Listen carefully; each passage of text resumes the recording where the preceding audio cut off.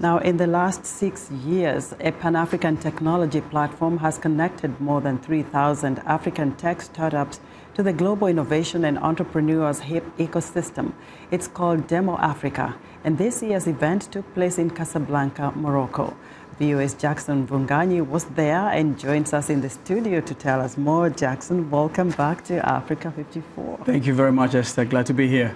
Of course. And now, give us a brief, description of what really is Demo Africa. So Demo Africa is a launchpad for African startup companies. And over the years, the last 6 years, they have acted as a launchpad. They select top innovators, techpreneurs, startup companies from around the continent, and they hold an event where they take them through like a boot camp, and then also expose them to investors from around the continent, but also from the Silicon Valley here in the US. Now, with so many people showing what they have and their innovation, their startups, how do they select maybe the winners? What kind of company, what do they get actually, those who win, so top 5 companies? At the end of the day, first of all, they are taught how to manage their businesses, they are taught how to source funding, they expose them to the global marketplace, and many of these young people, techpreneurs, hope to bring homegrown solutions to local problems, but also to global challenges, like this company from Togo. So what we're trying to do is build the future of transport in Africa, but we're really starting with Francophone West Africa, and a lot of people ask us why.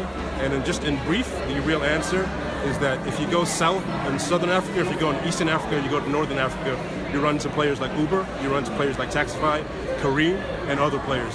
What we want to do is actually be those players. So if you go into our markets like Benin, Togo, Mali, Cameroon, you don't run into any big players. You want to be the guys you run into. So effectively, we're a ride-hailing app. We're the Uber, or actually our inspiration is Gojek in Indonesia. Wonderful, where the continent is going with absolutely. Technology, so as you can see, Emeka, that young man, is hoping to challenge some of the big players in the marketplace of transportations and logistics, which is a big challenge on the continent.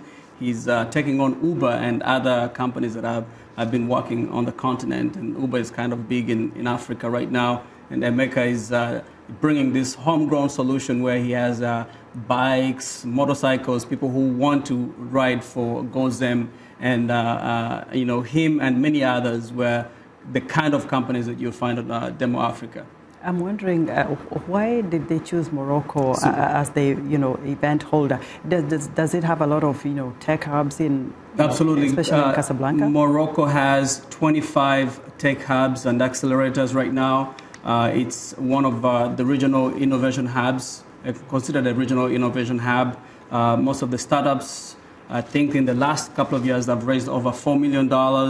So, and it also made sense since they have done a tour of sub-Saharan Africa. They were in Nairobi first, and they went to South Africa, Johannesburg last year. This year they decided to bring it to North Africa in Casablanca. Now, briefly, with so many young and upcoming innovators, who won?